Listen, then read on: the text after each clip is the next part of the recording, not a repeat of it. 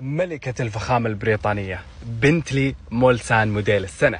أنا ودي أوريكم كمية الإضاءات اللي موجودة في السيارة. 1 2 3 4 5 6 7 8 9.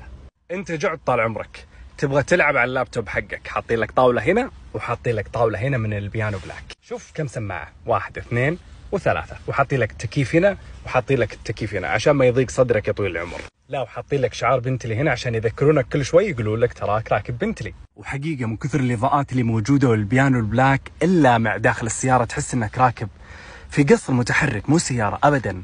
رجال أعمال، فيرست كلاس، اللي تبون تسمونه سموها. على فكرة ترى حتى اللي قاعد يسوق هذه السيارة راح يتدلع على الآخر. شايفين الفخامة كيف؟ ما شاء الله. جماعة الخير من كثر ما هم مفتخرين في العلامة التجارية حاطينها حتى داخل الأنوار بنتلي. كحل عيونك يا حبيبي، كحل، ما شاء الله تبارك الله. لو فكرت تشتري سيارة فخمة، هل راح تكون ضمن اختياراتك البنتلي مولسان أو لا؟